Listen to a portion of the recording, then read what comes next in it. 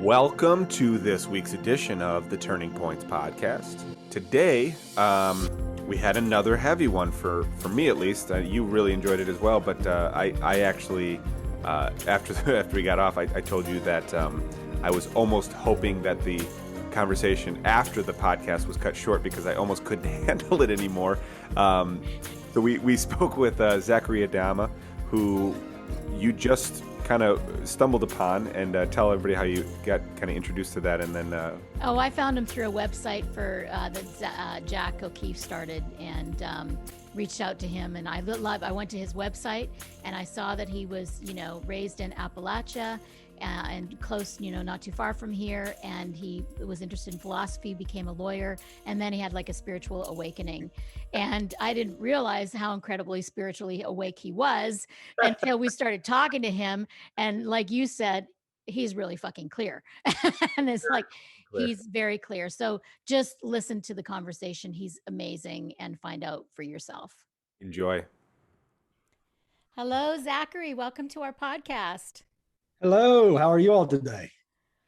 So great. And I'm loving your Appalachian accent. It makes me feel right at home living here in Nashville to hear that voice of yours.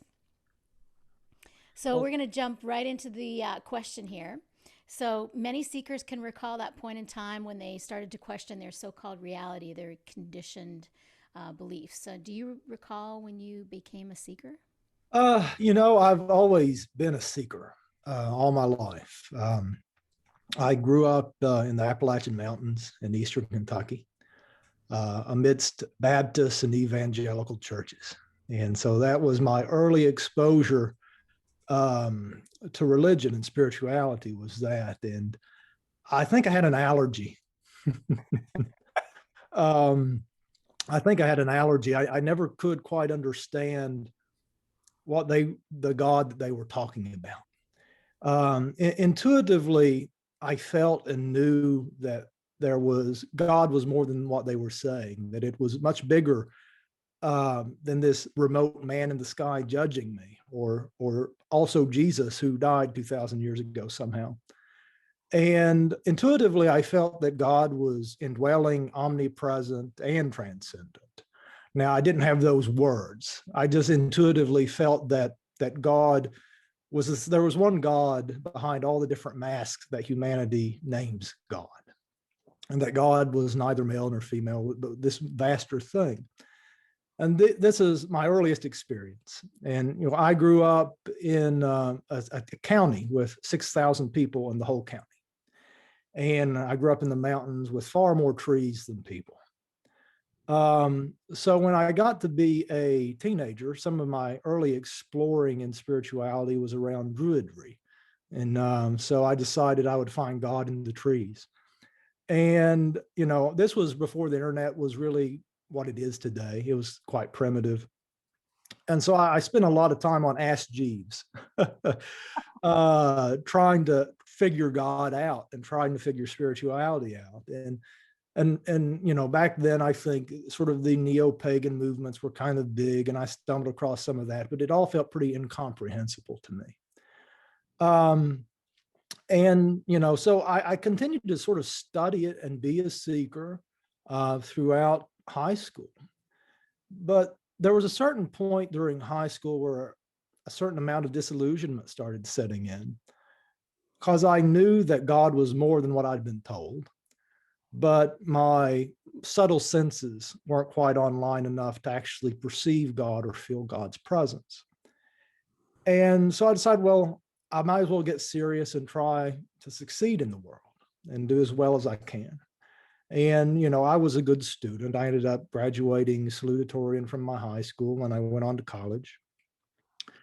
I began college as a philosopher, or as a pre-med student.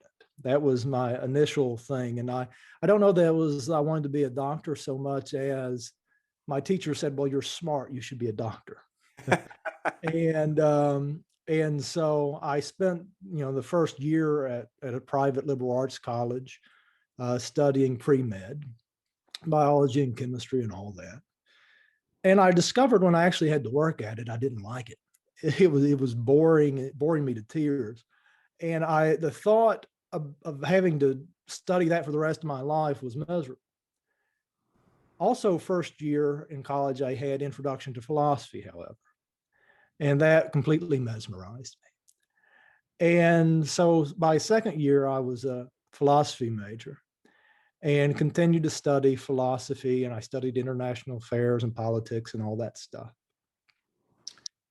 Now, I had an interesting conversion in college. I was in the high church of secularism, and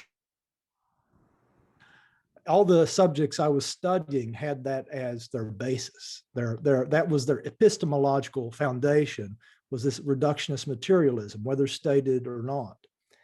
And I became a pretty devout atheist during that period, studying philosophy, because that was what everything I was coming my way, including my science classes for pre-med, was all built on this worldview of empiricism, reductionist materialism, science can explain it all, sort of thing. The modern story of our era.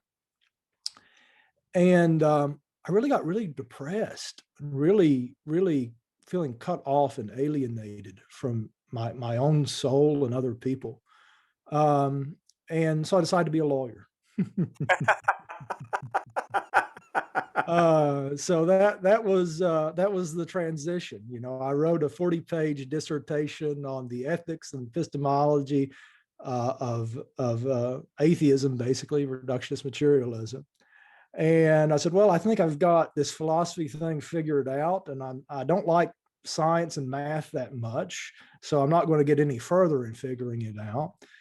So I might as well go play the game of power and money. And so I went off to law school to play that game. And I pretty well just put my head in the books and didn't think much more about spirituality throughout law school. And, you know, I was still a default, you know, atheist or agnostic if I was in mixed religious company, and didn't want to overly offend them. I would at least suggest that I had some doubts, even though I didn't really.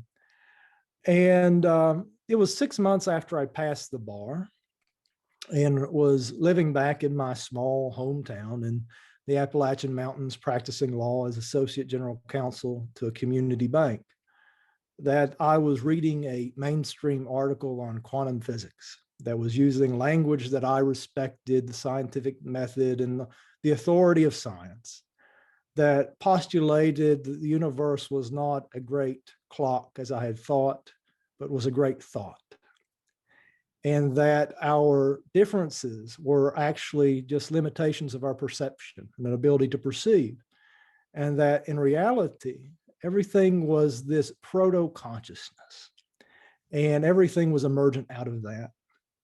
And that gave me intellectual permission for the first time in my life to look at my secretary at the time and think with conviction that you too are me. And in that moment, that simple statement and belief gave me intellectual permission to open my heart for the first time in my life. And my heart got shut down pretty early growing up in the Appalachian Mountains. So it was really the first time in my 25, 26 years of life that I really felt love. And my heart just, it flew open, both doors wide open. This was in 2011. And I also had a kundalini rising experience, so I didn't know that's what was happening at the time. It was just lightning bolts of bliss shooting through my body. And all of a sudden, I had this energetic awareness in addition to my 5 senses that never went away. I spent a week or two after that initial awakening experience, and it was one of the big awakening experiences. Some people have slow ones, some people have big ones. It really just depends to the extent to which your heart's closed off, I think. But if it's totally closed off and up and you have to burst open, it can have a big experience of awakening because you've went to 0 to 100. Some people are born with 50% open heart, and it gets more and more open over the years, and they have a gradually awakening experience.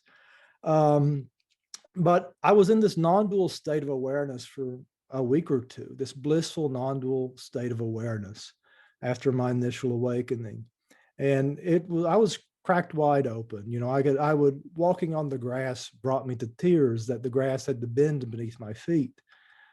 And I went through that, and it was also just completely egoless and I didn't eat, I didn't sleep.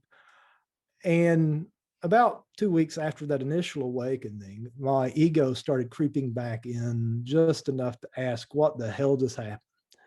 And it was about 80% reduced from what it previously was, which I had a very strong ego before, but it came back about 80% reduced to ask, well, what is this experience you're having? What is this mystical nonsense that's going on? And I spent I spent the last decade deepening my understanding of that experience, deepening the experience through effective spiritual practice. My main practice is Kriya Yoga. That's in the lineage of Paramahansa Yogananda. And that's my main spiritual practice. But I continue to be a student of the perennial wisdom tradition, because I sincerely believe that once you're able to attain transcendent states of consciousness, your discernment becomes very good, and you can see the truth in all religions. And that's sort of been my path. That was always a seeker. Then fell asleep for a few years due to college. And then in 2011, a reawakening. And I often say that, I think God buried me in the woods away from authentic spirituality, and sent me to law school so that I would stay in the world long enough not to become a monk. And so it seems to have been my path. Wow. Damn. Yeah. That's funny. So I've known Corinne for like 10 or 11 years, and obviously I know myself, and there are so many resonant experiences within your story of, a big opening that was more from, Corinne, but then also your background is very much, in line with my background, and beautifully put on every level. One thing that focused, my attention was on the style of opening. How some people open with a big bang, and a lot of it depends on how stubborn you are. And what's going on in your world, and then and I haven't had one of those. I've had little openings here and there. Mine has been more of a slow, gradual opening, but Corinne, she'll tell her story. She had a much bigger opening at one point, very similar. So it's amazing to never met you before today. 15 minutes ago we met, and how synchronous these, your story and your upbringing are, man. It's fantastic. Kindred spirits always gather. I do have faith in that. Yeah. Yeah. I mean, just hearing your story, get all teary because it's just so beautiful. I'd like to hear, so much I want to hear about, but what's coming to me now to hear about is sort of what has been your deepening and opening since 2011. What's that been like?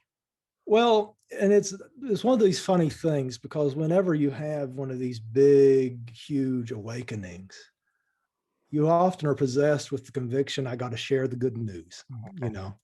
I want to be a teacher. I want to be a healer. I want to do spiritual work in the world. And I certainly had that conviction in 2011. But I also had a ton of student debt. I had a fiance, and I wasn't going to be able to do that anytime soon. And I didn't know enough to know it at the time, but I also was nowhere ready to do anything like that at the time. I know in Zen, they talk about waiting a decade after your first Satori experience before you start teaching. And I think that's sage advice, because it takes you almost a decade for most people to actually ground that into the body and do the difficult work of purifying the personality. And dealing with the shadow and integrating those really mystical experiences into your ordinary consciousness, so to speak. And so the process since 2011 has been just that. My ego was 80% reduced when it came back in 2011. but still there was a lot of the intellectual structure there and personality and identity there that was incongruent in a really big way with my experience of non-duality. And I was a pretty staunch libertarian at the time. And I remember that, and there's still that aspect of me that, it's the only sovereign in my life is God. But there was this tension I had with other beings at the solar plexus level, where I wasn't really, my judgments were keeping me out of my heart. And that was one of the things that has had to be transformed over the years. But the practice of Kriya Yoga is so beautiful, because if you do the practice, you will slowly but surely and methodically purify those energy centers in the spinal column, and purify the personality, and clear those energy centers, clear those energetic channels, so that more consciousness can fill your being, and so that you can become more and more conscious. And I found that 2 years after my initial awakening, I was intuitively doing something very similar to the Kriya practice, just going through the chakras, intuitively after my initial awakening. And then I found Autobiography of a Yogi, and wept literally the whole time I read it, and still do every time I read it. I just weep while I'm reading it. And he mentioned Kriya Yoga, and I was like, well, I need to find out what that is. And I got on the internet, and I saw that different organizations taught it. Well, I was like, well, I need to learn Kriya Yoga now. I don't have time for that. And so I got on YouTube and found Ryan Kurzak's videos on Kriya Yoga and Kriya Pranayama and all that. And I just devoured them and started doing them every day. And it was about 3 months after 3 months of practice, daily practice, I had this really wonderful dream initiation with Mahavatar Babaji. And it was really just profound. And I said, I've also been physically initiated into Kriya, but that was my true initiation into Kriya Yoga. Was that initiation, that dream initiation with Babaji.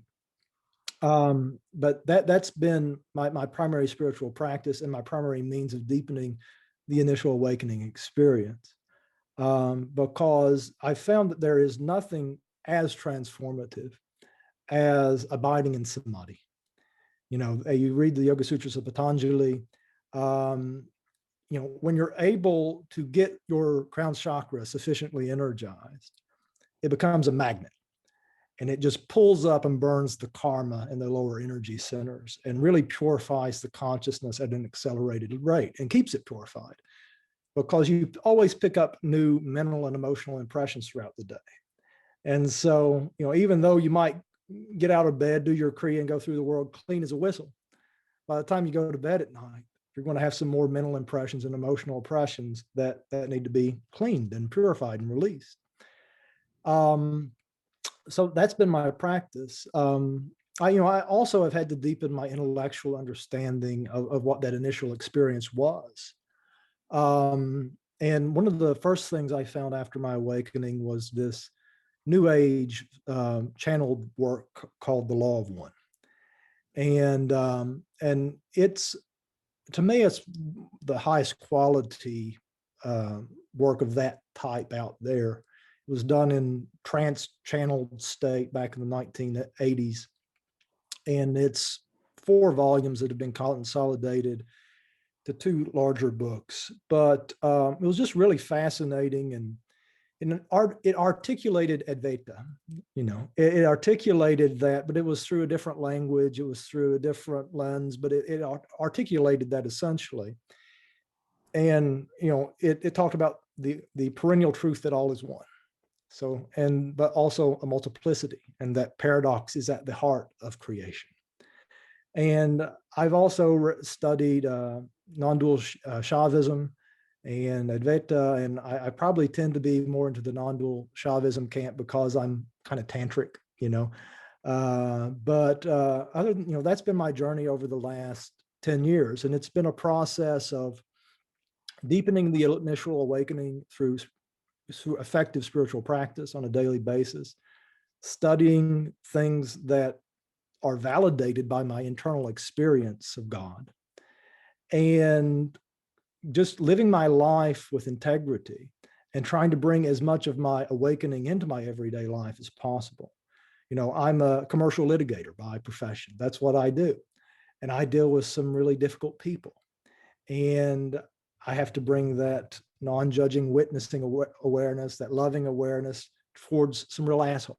So, and learning how to do that and really laugh and be a joyful warrior has been wonderful. I don't, if I had been able to run away to the ashram or monastery as I wanted to after my initial awakening, I think I would have been much worse off. I wouldn't have been able to rub the rough edges off of my personality as effectively as I have living in the world and learning to not be of it. Man, I'd love to pinpoint and focus on that purifying the personality. That seems to kind of be a core value here as the process is. What do you mean by personality, and what do you mean by purification of that personality? Well, the Kriya Yoga path is a path of inner purification, right? Okay, so we start off with that premise that the Kriya Yoga path, and any path of yoga, is a path of internal purification. You have to look at where the small self lives. The small self lives, generally speaking, in your solar plexus. That's where we typically store our mental and emotional impressions. And most people, if you're energetically sensitive and you connect with them, their seat of consciousness is residing in their solar plexus. That's where they're primarily lit up. There are too many attachments down there in the mind that's quite distracted for them to be able to rise up into the higher energy experience centers and experience these more transcendent states. So when I talk about purifying the personality, I'm really talking about purifying the mind of mental impressions and emotional impressions there at the seat of consciousness, which is in your solar plexus. And, the practice of Kriya Yoga has been a big part of that, but also living in the world at peace with your fellow beings. Because, you can do a lot of pranayama and get yourself real clean, but then you bounce up against somebody at the bar and you get pissed off and want to punch them, and you got all sorts of karma you got to deal with again. So it's a matter of, learning to embody harmlessness truly. That's what I mean by purifying the personality, purifying the mind and emotional body of violence, and getting yourself clearer and clearer and clearer so that you can truly exist all the time in a simple state of witnessing awareness. That there's nothing left in your lower energy centers that latch on to your awareness and hold it down there in the lower energy centers. And, people that dwell on things or attached to outcome, that get worried and all that stuff keeps you in your solar plexus. It keeps you in your mind. It keeps you away from the transcendent states. And so, in order to live more and more from an awakened state of being, you have to be able to get rid of all the hooks and get rid of all the mental chatter, get rid of all the triggers. And that way you can encounter people with your heart and just encounter them from that place of love and kindness, But there's all sorts of things that can drag you out of your heart. So, and that's the process of purification. Yeah, and the reason I asked that question, because I love that language when you said it, but there was a hook, so to speak, that was when you said personality, it. But we're not the small self, Right, and so that's why I wanted more on that, because it pointed at, I wanted to hear more about living in that state of pure awareness. Yeah. That purification process, and because that's what it feels like, as you talked about, that early awakening state. Some of the earlier awakenings I've had. I still had a lot of hooks. Yeah, and very similar in my experience was, and Corinne, will attest to this, is I'm going to be a monk. I'm going to do that, you know, and it was just this rush of energy towards, you know, towards that. And again, I resonate with that. Thank God I didn't, because it has been more enriching and more, I don't know, the experience of being in the world. And I have a wife and 3 kids, and, you know, Mm. having all that and being able to experience that has been, you know, it's been amazing. It's been hard, Right. but you know, it's funny because that process you're talking about, that purifying the personality, feels like I have been in that for some time, and there, you know, it's towards that, you know, sensing Mhm. the oneness, you know, and being more in that oneness. But it's hilarious to watch the hooks and how they constantly steal Yeah. your Well, attention. there's a time and a place for everything, right? Yeah, So I'm sure we need many lifetimes in the monastery before we can go out into the world in a lifetime and be a householder yogi, or yeah, someone who is, living a devoutly spiritual life in the world yeah, and trying to stay awake in the world. Because, the monastery walls serve a powerful and important purpose, and we'll always need those spaces. But we also need people in the world being awake, doing the work, and birthing a new culture and children to inhabit that culture. right. Yeah. Yeah. Okay, so personal question then, because you said you had a fiance. If you don't, would you share how did that work out after your awakening? Well, that's been an interesting journey, right?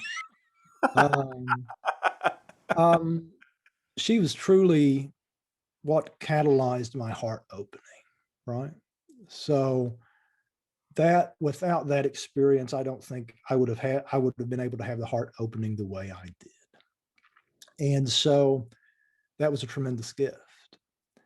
Now, we chose one another from our prior state of consciousness, my prior state of consciousness. Right. But it was an interesting thing. She was angry at the world because her heart was so big and fragile. I was angry at the world because I was so numb and disappointed in the world. And so we both had this sort of cynical disappointment that brought us together. Hers from a heart that was broken, and me from a place of numbness. And, when I had my heart opening, we were actually able to connect more deeply in that heart level space. Except, non-attachment's always been easy for me. I've always been my nickname was always Mr. Spock, so that was always really easy for me. The heart was difficult until I had the heart opening. And there's this saying that, I'm not saying I'm a saint, but there's this saying that, there's not much difference between a sociopath and a saint. Hmm. Because, a sociopath is basically someone who has the heart turned off, but they have a high degree of that non-attachment that they're able to obtain. And the saint is someone who's non-attached with a wide open heart. But we were actually able to connect more deeply around that, and around the open heart. And we remained together for 8 years, and we continue to live together. And it has been a really transformative journey and some of the best work you could do. And it's there was also the opportunity in that moment to say, well, the old self made that decision and I'm out. Or I could say, what drew us into relationship? Hmm. And let's heal what drew us into relationship, because it's still there. There's still those hooks. And so that relationship went on, and we still live together. So Oh, thank you for sharing. I know some of that resonates with Sean a little bit too. yeah. Oh yeah, very much. Yeah, I mean, it's actually hilarious how in sync that I'm kind of freaking out a little bit, because you know, my wife and I, we've been together. We've been married for 15 years this year, and similar thing. You know, I when I turned, you know, 18 and became an adult, there was, you know, we were already in a relationship, and so, you know, a lot of the same things. I committed to the relationship from that older self, you know, or Mhm. that lower awakened state, and so it was very tumultuous, and there was and actually almost was that point where you feel like you have an out. I'm not the same person.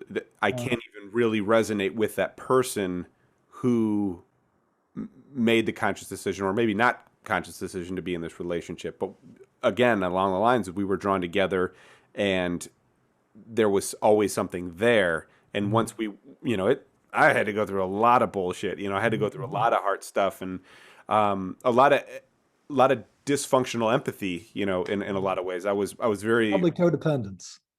probably, yeah. That's actually a good word for it, because it was, nothing was my own. It was always somebody else's. I was taking on so many other people's things, and so when I realized that was happening, it was very confusing, and relationships can be very difficult in that state, right? Because you're, and then speak on this if you're comfortable, but I projected then this, well, I'm in this new state, I'm going to project that on you, and now you have the capacity to be in that new state, right? You should awaken, or you should have this, or and a lot of that stuff was. Do you mind? Are you comfortable talking about? Oh yeah, I'm comfortable talking about anything. Oh.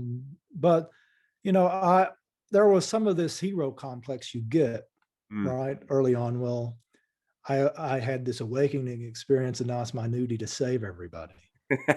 Yeah. And one of the things that came online for me about 3 or 4 years ago was the capacity to do Shaktipat and Shaktipat healing and transmission. And that was something I had prayed for years, because I wanted to be able to heal my partner. And I had prayed for that for years. And then this ability came online, and she still has no interest in it. I've learned that anyone I have attachment towards healing doesn't really have any interest in it. And that's also been a gift. Yeah. Because as you progress spiritually and these cities come online, and you can move energy, you can sort of hear people's thoughts more and more intuitively. Free will, you got to remember free will. And what better way to learn to respect someone's free will and their own healing journey and spiritual journey than to live with someone whom you love and want wellness for more than anybody in the world, and you can help them, that have no interest in it. And so that's been a journey, and that I've come to view it as a blessing, and the cosmic irony of it. You pray to be a healer, and then the only one who wants your services are strangers.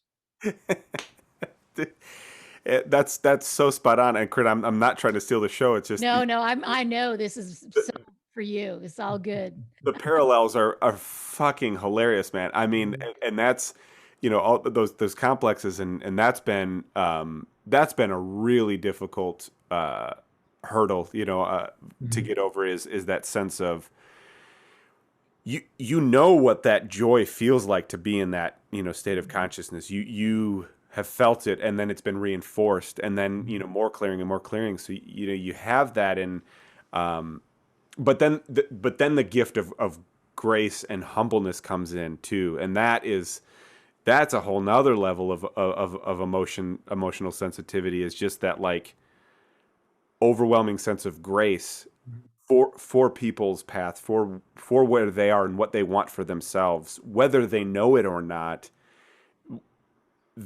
The space is deserved to have that unfolding. Absolutely. And that's tough. Yeah, it's tough, and relationships they're just tough, right? In a higher age, where people come in more conscious and from an early stage, and I think you can probably be conscious enough to find a partner relatively early in life, maybe, where you can really make a conscious commitment that we're going to grow together during this incarnation. And most people are not that conscious, though. Most of us are making these decisions from a very unconscious, unhealed place of who we're going to be in relationship with. Maybe we're being attracted to one another from the sacral chakra level of sexual attraction. Maybe it's some sort of of intellectual attraction, or they check off the right boxes. So we're in our solar plexus. Or maybe, but rarely, occasionally we might have something in the heart, but I would say 95 to 99% of people drawn into relationship, it's due to karma and sexual attraction. Karma being your solar plexus, sexual attraction being down there at your sacral.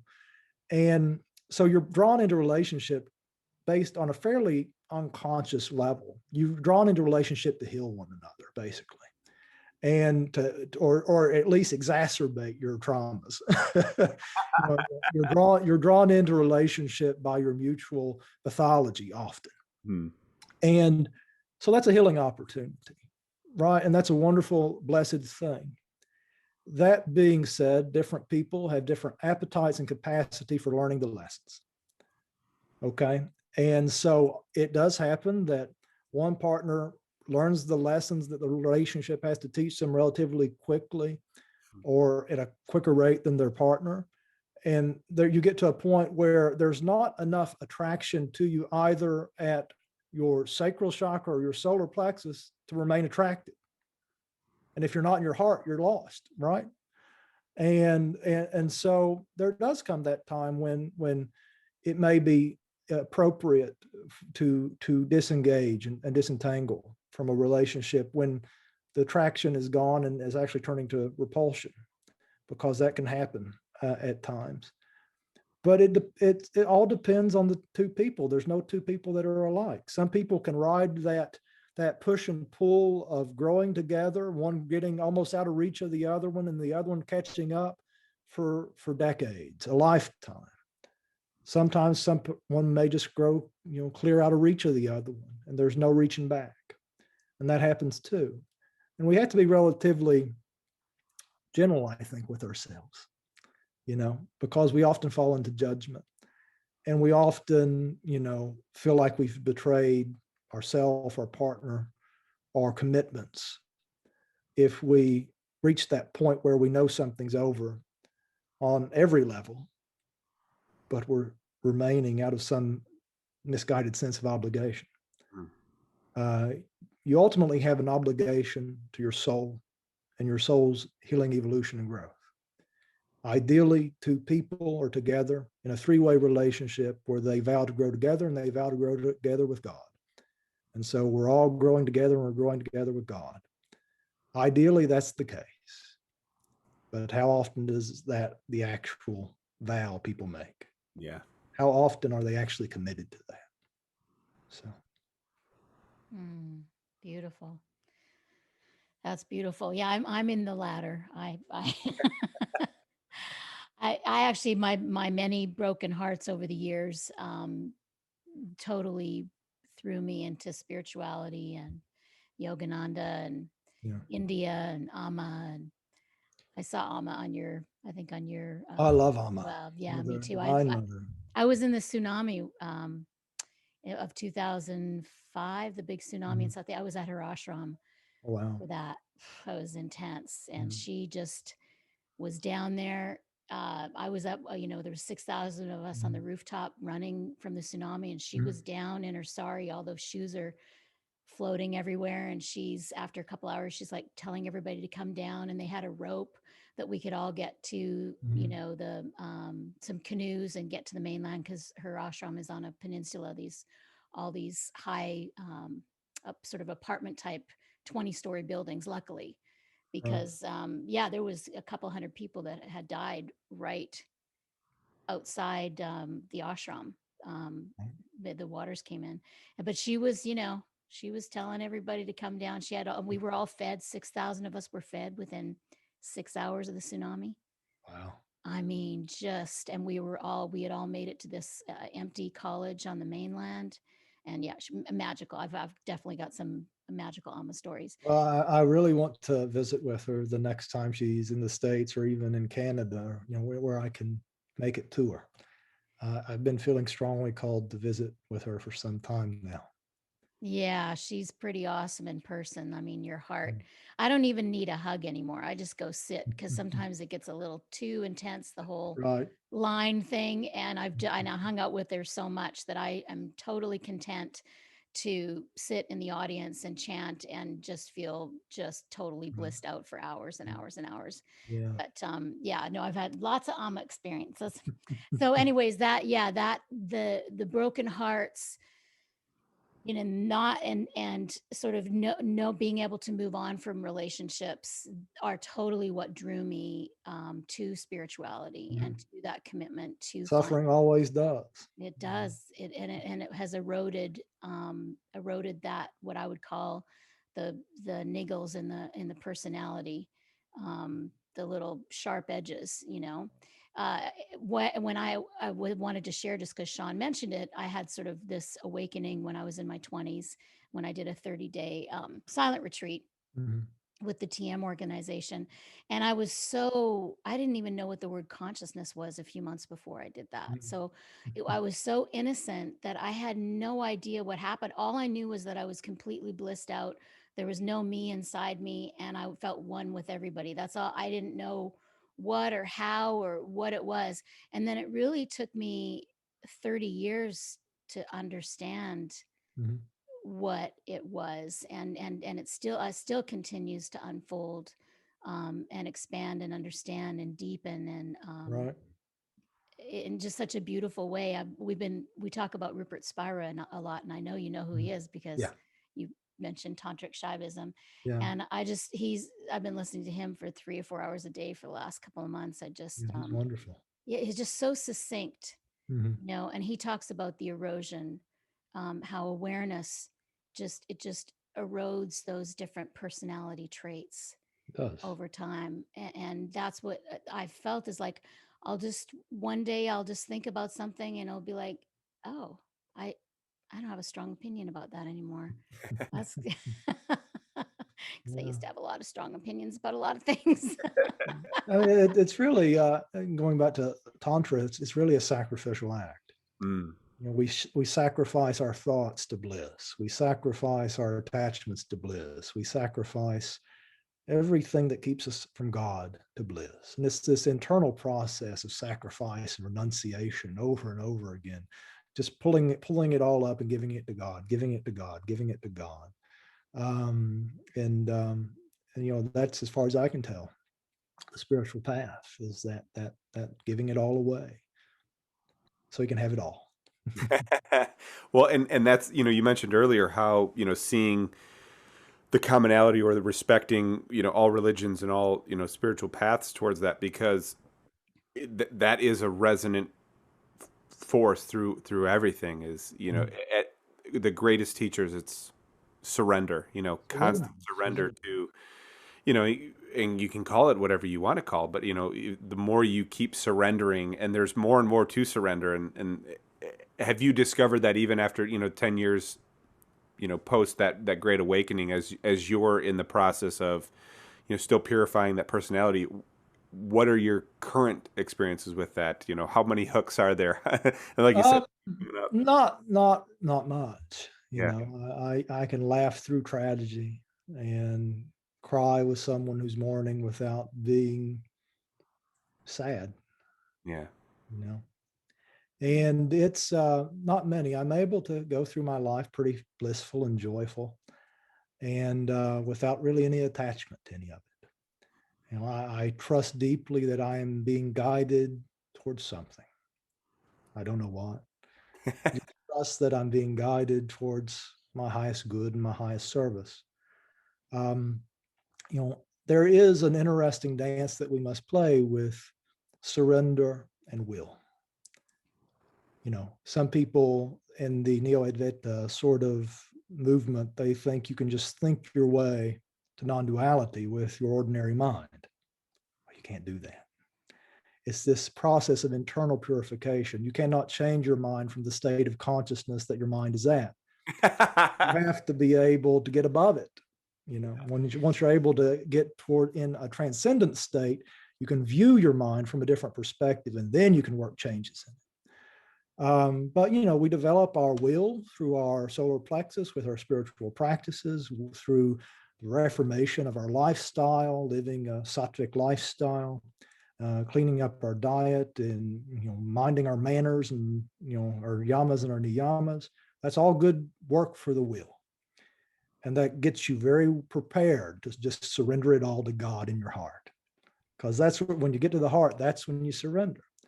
But first, you got to purify with the will and with your practices, and in order to get into the heart, to get to the place of transcendence where you can work changes in your state of consciousness. So I would tell people, you can do a lot with the will. The will prepare you to enter the kingdom of heaven. But in order to enter the kingdom of heaven, which is your heart, you got to surrender it all. And you just have to allow yourself to receive, because you can't make yourself love. It's impossible. You can only surrender to love and allow love to fill you like a chalice.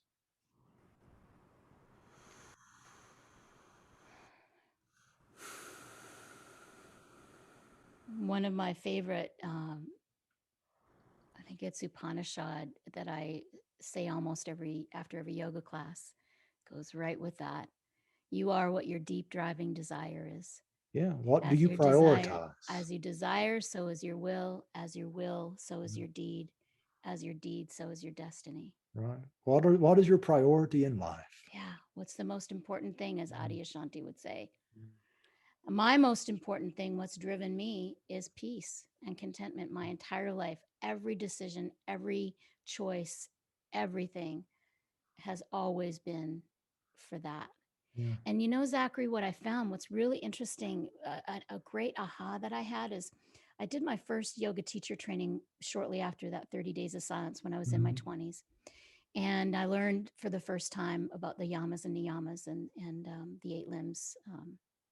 And then for the next 25 years, I kind of focused more on my practices, my daily practices. I wasn't so much into the technological, the philosophy of yoga. I was really just into living yoga. And I've been very dedicated with my couple hours a day of meditation and yoga every day, like never miss, right? So then I assisted one of my yoga teachers maybe 6 years ago in his training, and it was only the second time that I'd really gone through the 8 limbs again. And I realized that they had all naturally, because of my practices, they had all naturally seeped into and were running my life. Yeah. I didn't have to intellectually say, okay, I'm gonna do no harm.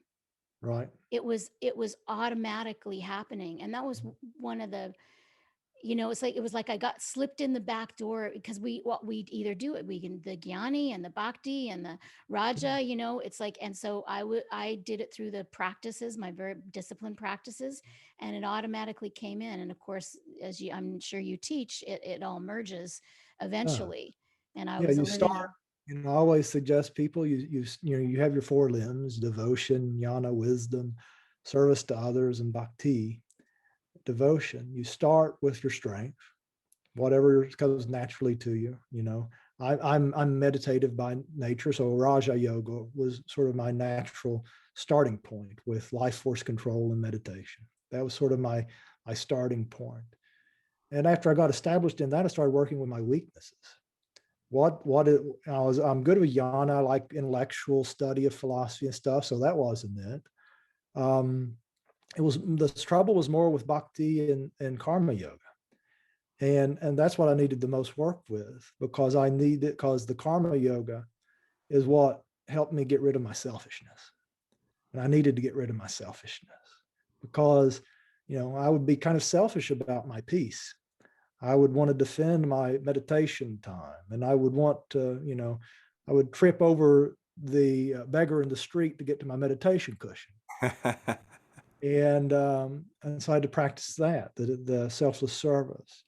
And bhakti has been probably the most transformational for me, because it was my very weakest.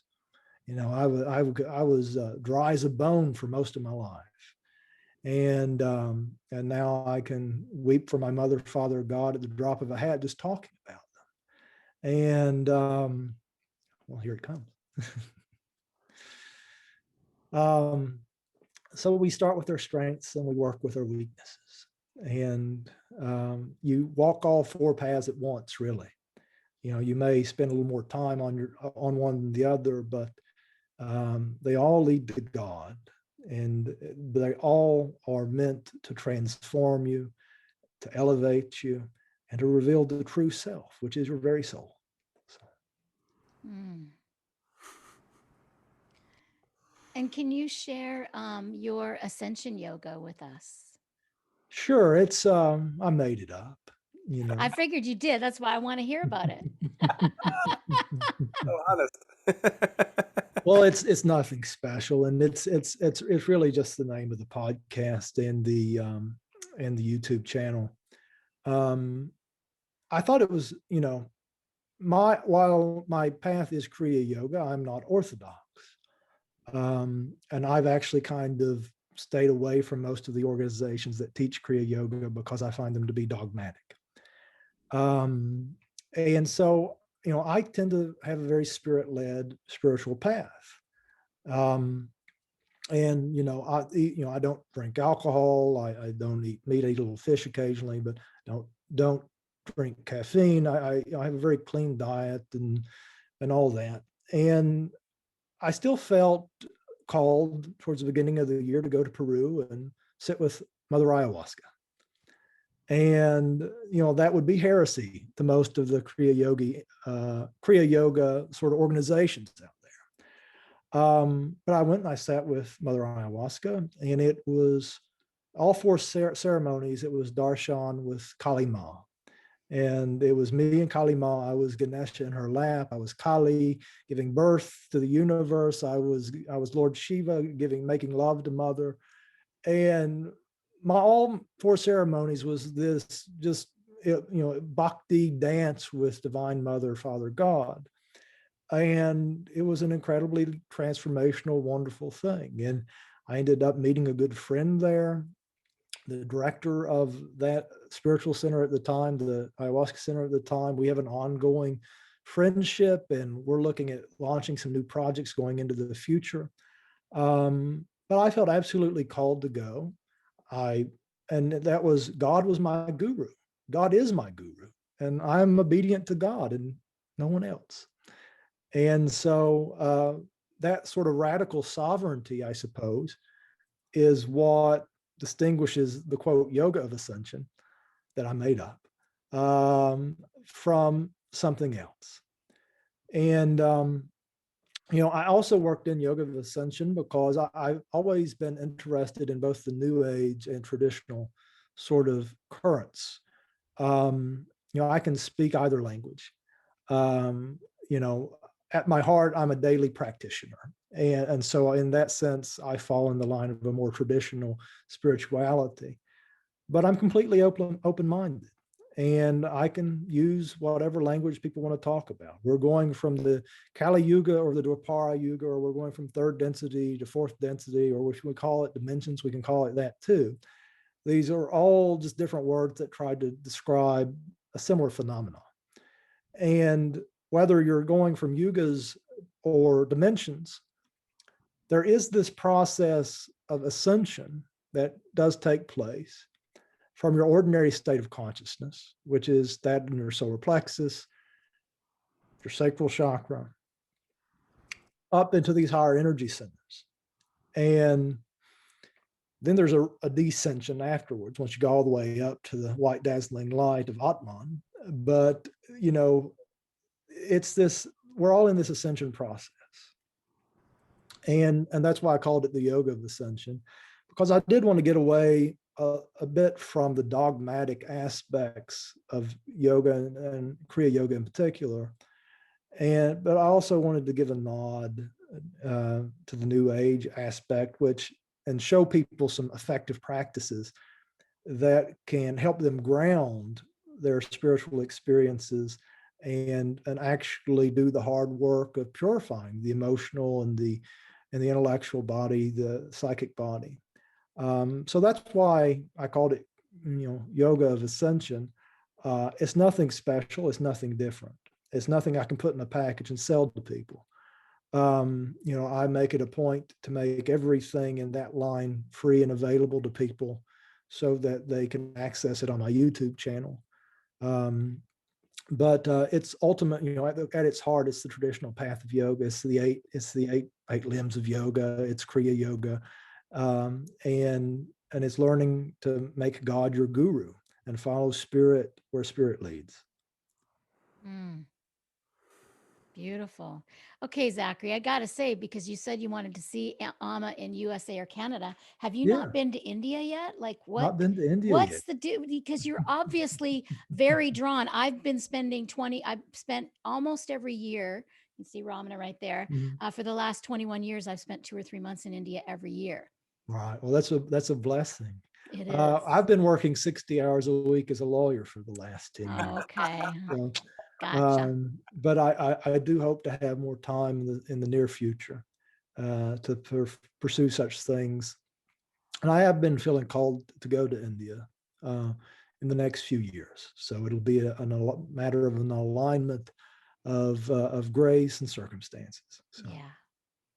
Yeah, beautiful. Because as you were talking about the ayahuasca, did you fly into Iquitos? I did, yeah. And I went to Nihei Rao, which is 2 hours out of Iquitos, and Uh-huh. there's a medical doctor from Arizona, Dr. Joe, and then he's a shaman, but Right, in partnership with 4 or 5 other the Shipibo tribe, right. and yeah, I did 6 ceremonies in 10 days. Yeah, And that was like maybe 4 years ago, I guess, or 5 years ago. And yeah, I never would have thought. I'm total purist, same as you, total yeah, purist, meditation, yoga, right, clean living, not interested in hallucinogenics, not interested in drugs. right. But I got the call and I was like, I guess this is what I'm doing now. Yeah. And Well, as far as I can tell, ayahuasca is an avatar of the kundalini energy, you know, as far as I can tell. And Wachuma or San Pedro is Christ consciousness avatar. It's, not all these, they're said to be 3 major sacred teacher healer plants. And one of them is ayahuasca, one of them is peyote, and one of them is Wachuma. And I in 2020, I ended up doing all 3 of them. And after having never done anything, so and it was darshan with those consciousnesses each time. There are hazards, obviously, with that path, and a lot of people end up using these plant medicines as crutches, and they often can get quite dysregulated as they introduce higher vibrational consciousness into their field than they're capable of holding and processing and integrating. So that happens. If you don't have your practices and lifestyle down, it can be difficult for you, and most people don't. The typical Westerner, particularly resident of the United States, has a terrible diet and bad lifestyle. They're consuming poison, for most of their life and day. And so that can be a challenge to integrate this really high vibrational energy into your being when you're full of junk. When I did my ayahuasca ceremonies, I only purged, about 3/4 of the way through just to get the medicine out of my stomach, and that was it. Otherwise I was a bliss bunny, throughout all my ceremonies. Even during when everybody else was at their highest purge, I was having a great time. And it was because I do my practices. I have a clean diet and all that, and there wasn't that dissonance between my energy field and others. But I was talking to a friend earlier today because he's into plant medicines. He was the one who actually ran the ayahuasca center down there in Peru. And I said, I know that there are pitfalls with these plant medicines, and people can get overly dependent on them, and they can have trouble integrating their experience. But we live in a nuclear age that requires nuclear medicine, and we don't really have a hell of a lot more time, and we live in this age of such dense consciousness and materialism and skepticism that sometimes that's the only thing that can break through, is this just blow your socks off, carried to God on a rocket ship. You might fall off on the way, but you're going sort of experience, And my hope is that it does open a door to spirit where these more, traditional, tried and true practices and lifestyle recommendations can come in to help them maintain the state of consciousness they experienced through the plant medicine. So, Yeah. Well put. I mean, that is beautifully put, because I think we're both in that same headspace. We did an amazing psilocybin trip about a year ago, and it was very profound for me. I mean, I had a lot of breakthroughs and kind of ahas, and oh my God, laughed for about 4 or 5 hours, just hysterical at the pure joy of self-reflection. But at the end of it, we had this amazing conversation about awareness, consciousness, God trumps all of this medicine, for sure. These are, there's the way you put it was perfect. I mean, they're great teachers, and they can showcase different states of consciousness, but there's no quick fix for the mindfulness practice. Well, yeah, as Ram Dass says, they give you a visitor's pass, but you can't stay there. Yeah. Yeah, that's it, man. I mean, that's 100%. That's 100%. I think been my experience and Corinne's experience. It's just right on. And here we are. We need tools, and we need healing. So, got to bring whatever arsenal of healing we can. So yeah, and we have so many practices that are incredibly effective and transformative. We just don't have a lot of practitioners. Or not enough. So yeah, I just feel like there's some things that I'm being drawn to study right now, and have no idea why. But the only feeling I have is that, okay, I've sat on the meditation cushion for 2 hours a day for 30 years and done many silent retreats, and just not everybody's going to do that. no. And that's okay, because whatever can slice it through, I'm here to assist. And maybe hopefully help Mary, I can help with the spiritual practices part, no problem. And help with that as they do the other. We'll see, with that sort of way the energy is moving. Well, I think there has to be that marriage a little bit between the practitioners with the discipline and the mystic who's just drunk on the experience. And showing them, this is reproducible. You can get to a point where you abide in bliss every moment of the day. You can get to a point where you're joyful every moment of the day.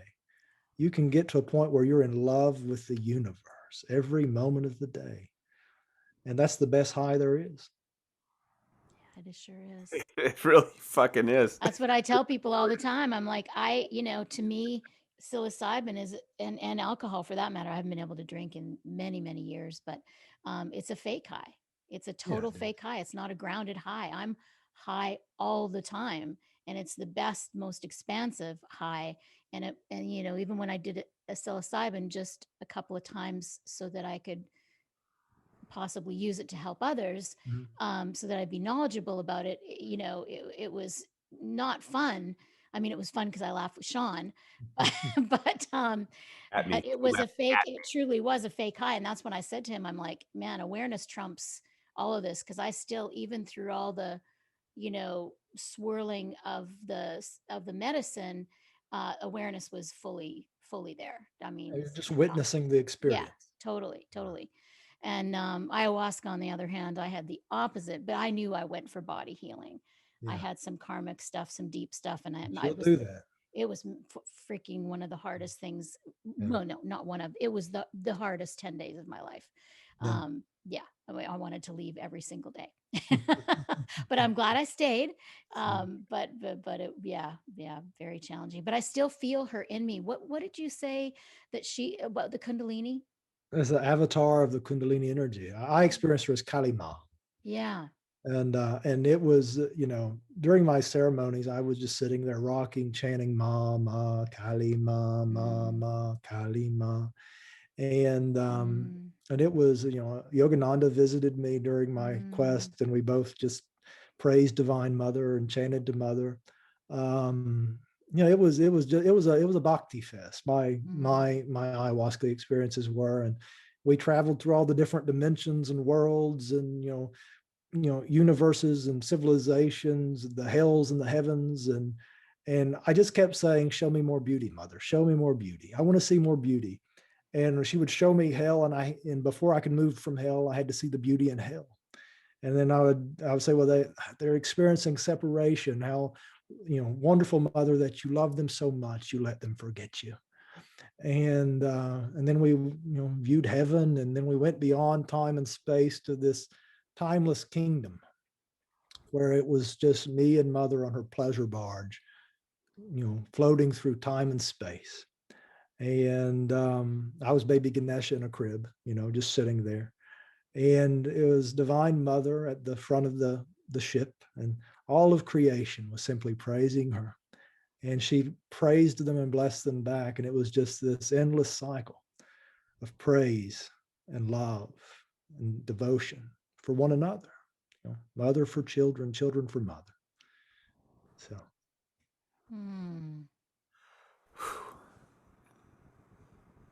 I love it. yeah, Mother that you are, you let them forget you. yeah, yeah. Whew. I don't want to say goodbye.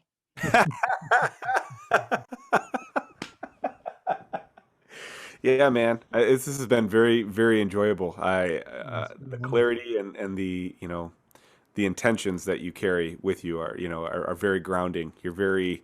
Uh, you're very pleasant to speak to and hear and listen to. So thank you very You're much. both very pleasant to be with and talk to as well. Well, if you're interested, here in the future, we'd love catch up on some of the things you got going on and some of the new things Sure, you're talking about. It'd be amazing to. But absolutely. please stay in touch and let us know if you need anything on our end for sure, because Sure.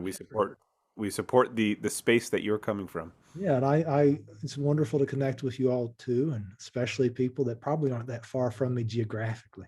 Mhm. I know you have Um, to come see us in Nashville. yeah, yeah, I've heard Nashville's a fun city. Um, I can do cities in moderation. Um, but all right, well, it's a pleasure to meet you all, and we'll talk again soon. Okay. Thank you, Awesome. So Zachary. much. Blessings. All right. Much love. Pranam. Much love. Take care, brother. Welcome as I stumble into the Say More section with Zachary Adama. Man, that guy was clear as hell. I was so impressed and moved, and the clarity between I don't want to say, it's hard to even differentiate, but there's the more traditional language of spirituality. Obviously he's very well versed in the ancient Indian, philosophy and that language, but then he's also very much in like the new age modern, just understanding the parallel languages to discuss these things. That is really special. For me, that moves me deeply because it shows a renunciation of attachment to the language and the free flow of using the language while saying the same thing, but then being that clear about it. It is hard for me to listen because I find myself feeling like I can't believe that I'm hearing this so interwoven and yet so that's just the words we're using. It's astounding. I really enjoyed that conversation. I mean, what a find. I mean, I just am so thrilled that Spirit, sent me his way, and he said yes. And I mean, I shared with him, I don't think I shared on the podcast before we got on the recording, that how I found him Yeah. was through Jack O'Keefe, who we interviewed a couple weeks ago. She started the Association of Spiritual Integrity, ASI, and it's got 350 members, and it's to help integrity and spiritual teachers. Yeah. And Zachary was like number one in the directory. So I became a member, a couple weeks ago. And when I looked up the directory for more people to interview, he was number one. I reached out, I looked at his website, loved everything on his website, and was drawn to him, sent him an email. He sent me back one a couple hours later, and it was done. And then, so totally not of my doing. It was grace. you Well, know. how random, like you pick the first person off the list, and not that the first person off a list of anything shouldn't be the right one, but it's like you said, it's like, yes, it was a calculated move, but it was so just roll of the dice, process, and it's isn't that funny how like you just well, and I also think that's a great metaphor for kind of what he talked about is, man, I'm gonna butcher everything in the same order section because my mind is just like kind of falling You had a apart. mind meld. I, You had a kind mind meld. I was melting like during the whole process, so like bear with me because I'm trying to Reintegrate into language. I'm trying to speak, and so but they talked about the dance between will and spirit. Was that right? Will and spirit. Yeah. Yeah. Will. So it's yes. Will and grace. Well, will Yeah. and grace. Yeah. Yeah. Will and spirit, will and awareness. Will and awareness. Well, and that's the thing that like I find myself kind of in a very clumsy dance with that right now because there's we have to move, unless you go, you have to move, but if you were going to be a monk you'd have to move to an ashram or whatever, but we do have to move in this density. We do have to participate in this density. If you're going to participate, you got to participate. And, so there is moments where you enter that state, state of being more in will for a second, right? You had to book somebody for a podcast and you went through this resource and you moved and you were being moved during that process. And then the blessings come, and then grace comes. And I find myself in a clumsy dance to a certain degree because, man, when I get into that state of will, it's a rush and patterns rush back into that state of will. And it becomes, I'm recognizing that it becomes so much more about the will and then the identity to that will comes in. And it's a strong force. And it has been a strong force for me, but I really enjoyed how he kind of made that intellectual connection of like you can intellectualize and you can use will and with discipline, and it's going to get you very far in that process. And then you have to surrender all of that, and I think that's a great point in regards to awakening. But I think that's the process of the cleansing too. You get into this state of will, you get into the personality, you discover, you research, internally, and you come up with this big rush of newfound depth within yourself or newfound, sticking points or whatever programming. And then you got to let that go and you surrender that too. And I think it's funny how you met him and how it came to be that we talked with him. And then the core tenet of that was, you go out and do, and then you let go. You go out and do, and then you let go. And it's an arduous practice, and the practice begs more practice, and the mindfulness begs more practice towards mindfulness and more surrender. And we actually ended up talking for another 45 minutes to an hour afterwards. Got a little bit more in depth on not that we didn't not include it in the podcast for any other reason than it just happened. We kept just talking afterwards, and there were so many moments of emphasis on that, from his life experiences to your life experiences, and I listened to even afterwards, and it was just kind of, it's astounding. Two things: how much more you can surrender, and how much more is left to blossom in the journey, over and over and over and over again. And then there's a craving for it. It's a craving. It's an innocent craving. It's not a craving.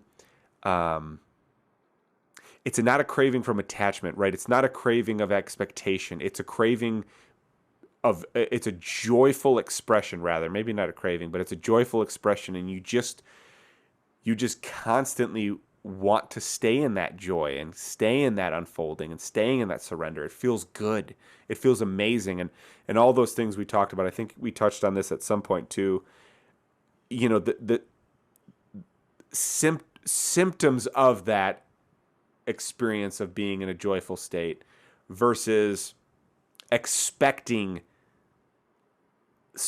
those symptoms. Now I'm just failing. But what I'm trying to say is, like, we aim for bliss. We want to be blissful instead of just letting bliss happen from experiencing from that state of awareness and consciousness. Was that a better angle? Yeah, I mean, it's all a process. It's of at different times I loved how he focused on just coming back to the heart, Yeah. because that kind of makes it a little more simple. Yeah. Um, Thank you for simplifying all the fucking bullshit I just said. Yeah, that was a lot. And now, yeah, bring it to the yeah, heart. it's really just bring it back to the heart. You surrender, trust in the heart. And you can do that with the will. And in yoga, I learned many years ago that the mind is in the heart. The Yeah. mind's home is in the heart. Most people walk with their head like this, but their mind is not connected to their heart. Hmm. So in yoga, it's about lining up the head and the heart because the mind's home is in the heart. We need both. Yeah. Too much heart is not going to work because that's out of balance, because you need the wisdom as well, even though the Yeah. heart has wisdom, but the discernment, I guess, is what the mind has, and the functioning in the world. And of course we all know, because most people live disconnected from here, they live more in their heads. But as long as we remember, just to connect that, and that its actual natural home is in the heart, Yeah. then we can really never go wrong. And so if you're not sure in making a decision, come back to your heart. What would love do? Yeah. It seems simple. And it is simple. And what I'm learning the most out of all this is it becomes complicated when we get in the way of that natural process. Well, he also had a big point about non-attachment. He said he was really good at non at not at detachment, which I am also. And that is the key too, because we have this will. Okay, so you have a will, which is a desire to do something, whether it's to go to a restaurant or to create a new business or have a relationship or whatever it is. But it's that aspect of that non-attachment and allowing grace to come in and for it to look like it's the same as the GPS.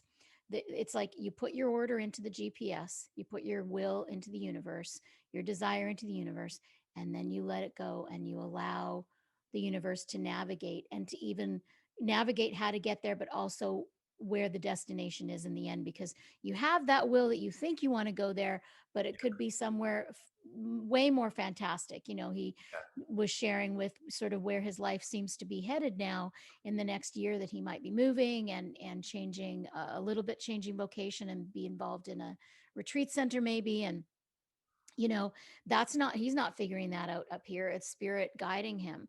Yeah. And maybe his will is just that he maybe has maybe he didn't say this, but maybe his will is to have some movement in his life, in career, relationship, whatever it is. And then you let spirit guide you to do the rest. So it is this dance, and that he articulated so beautifully. And yes, across so many different types of um, styles of communication and thought systems and belief systems, which I think is the way of the future. Yeah.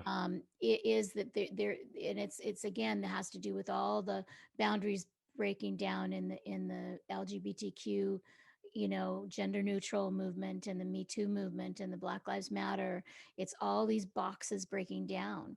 And so that is going to also change our language in the future too, and how we move about in the world, and how we can show up.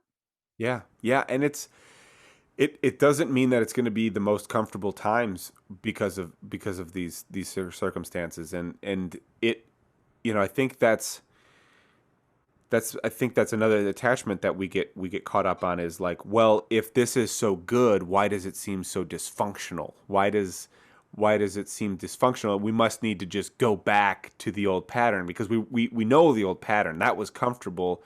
And and when you're breaking it down, there is that destruction, feeling. And I think one of the biggest lessons that I'm getting out of this time and, over the last, year or so is to slow down the conversation and to be more patient. And what I really think is the a big value out of, and it's unfortunate that it's at the expense of some people, but if we can break down the conversation and have compassion for that somebody else is coming from a different space, just in that little bit of peace right there and listening, it we get so caught up in the agreeing or the comfortability about what somebody's saying, or even in our own worlds, it's like I feel that it's like we crave that comfortability, and when we're hearing something that makes us feel uncomfortable, there's this adverse reaction to it, and there's this wall that we start building immediately. And I think what I really am thankful for is that we are having these conversations and listening, and people and cultures that have otherwise not had a voice to talk about it are having the space to have this conversation. And it resonates inside ourselves too. I mean, I'm giving parts of myself then the ability to have this conversation. Parts that, I spiritually intellectualized, well, I need to just eradicate that. And then it keeps on coming up, keeps on coming up, keeps on coming up. So then there's this, okay, why don't I hear what this part of my life has to say? And having that compassion and having love and being, having that heart for myself, having that space for others, that's what I think is being cultivated here. And that's a really amazing thing. And I'm excited to hear what Zachary has, come up in his space, and who he has the ability to help, and what space might be available for him to help in and serve in, because that seems to be at the core of his desire. Really is wake up in the morning, how can I serve? And I'm not there yet, and I recognize how powerful that is in another person. And that's what I saw with Don and Patty, and that's what we heard very poignantly from Alea. And that he hit me really hard with that. That was a different angle. It was it was not a big uppercut from Don and Patty and Alea, which just blasted me, but it was this little check. I felt a good check. It was a something that kind of entered my mind as when I'm in meditation, and when I'm in a mindfulness practice, or when I'm starting my day, am I starting with that question? How can I serve? Show me how I can serve. Yeah, well, that's what he had said was part of his weakness. We all have these natural tendencies to either understand and through the intellect, or through Raja Yoga. He said was his, which is also mine, meditation, Yeah. bhakti through the heart, or karma through service. And he said his, that we have these tendencies, the stronger ones. His was the Raja Yoga meditation first, so he had to work on the karma, the service. And I Yeah. think that's what you were talking about. And so that's what happens is my what's happened with me is they've all merged. I started with I've always been a karma yoga of service. That's always been my thing. I've been at service to everything and everybody my whole life. And um, then it was bhakti for me, the heart, and then the intellect, came in afterwards. So we have these natural tendencies that we have, and then when we follow those natural tendencies, then all of a sudden, okay, now I have to focus on the other one. So I love that you got out of that wake up and how can I serve, because it's a beautiful practice. And for me, Sean, I would think that you would be, how do I, to me, you already do that. Like, I totally think you're a karma yogi. I don't, you show up in service to me constantly. I mean, you did it for the retreat, you've done it at Ivy House, you did it for the yoga training. I feel like you've always done that with me. And I feel like you do that for Meg and for your kids every single day and your parents. So I don't know. I don't think that's a weakness for you. Well, yeah. So, and that's actually when you were saying that, that is interesting because that came up to me this week. Because right. So, and I do show up in a lot of ways, but what I recognize is a pattern of it's a service out of obligation. There's a sense of duty and an obligation to serve versus it's really an intellectualized version of service because well It's a bit tainted. It's a little bit low vibration, I would put. right. Yes. And so it feels like I'm serving because I know I should, or I do feel a sense that I'm serving with an expectation. Or And unworthiness, serving because I don't feel worthy enough to. That's what I used to do. I yeah. don't do that anymore. But I used to be all over that one. I got to do everything because I got to be good enough for everybody. And now it's just Yes. like I give out of fullness.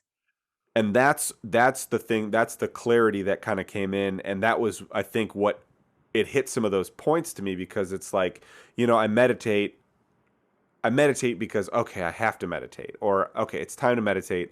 That's been I can't even put ratios to it, but that's been a certain portion of my practices. Well, if I want to reach certain whatever, I need to do this. And so I'm starting the practice out of you know, an obligation or with an expectation, like I said. And that's where, and that's there's this surrender that I'm feeling, and that there's showcases of the surrender and I'm really I'm getting to the core of surrendering because that's, and I don't even know how to put it. It's not surrender because that's what to do, but it's a surrender because I want to. There's a desire to. I have these sticking points that still come up, and what's hilarious is as we're having this conversation, what's coming up right now from this conversation is this not having enough. So I can't do this because I don't have enough of that, or if I want to do that, and I start to just box out everything into this like, well, I got to focus on this first because that will do this, and I start to create the path of what's going to feed this to do this to this that, and that's that will thing for me where it's like I've done that for my whole life and it's really served me very well, but it's also brought a lot of dysfunction, and it really disconnects me from from spirit, from source, and doing what is asked of me in the moment. And so that surrender is kind of what I'm talking about, and serving in the moment and really being present to that moment is kind of this other angle that's coming for me, and that was really strong from him, and kind of broke down some of those things. So I'm curious to play with that for the next so on. Nice. Yeah, it's an important distinction, and I think we've been talking about this the last couple of weeks in the podcast, that Alea and I started talking about, and even Dawn and I talked about a little bit at the last retreat. It's like, and as I've gone on the process of writing my book, Turning Points, and then us doing the podcast is like kind of stepping out and doing more because I've done I've created a lot of CDs and all this stuff in my life, and all these, Ivy House and everything, and the children's home in India. And then I have had this like reprieve of non-doing and stepping out now. On the outside, it looks like I'm still doing the same things as I always have, but the inside of the intentions and motivation, the motivating factor has changed. There is no motivating factor anymore. Right. I wrote that in my book. It's like I just wake up and I just do what I'm drawn to do, and there's no like stickiness to why I do what I do. If Yeah. it happens the way I plan on doing it, then I do it. If it doesn't, then total, like I just kind of roll with it. And like I said, on the outside looking in, it looks totally the same, but on the inside, the experience is so different. So does that line up with what Oh you're? yeah. Yeah. Yeah, and it's really funny because my personal struggles with that process and is having a wife and 3 kids and this responsibility, that's my funny sticking point is responsibility. And there's this programming that's convinced that if I focus the most attention on the responsibility, or whatever it takes to maintain this, I will be better off. But I know that if I stay in awareness and stay in what's there to do now, what is before me to do today, that that is more important than the very narrow responsibility. So like I'm that's the thing that I'm dancing with right now is that. And it's hilarious because it manifests itself in so many different ways, and it constantly tries to reverse psychology me, if you can make that a verb, into distracting me from what's right here and what's before me. And so it's funny. It's really funny. It's hilarious, and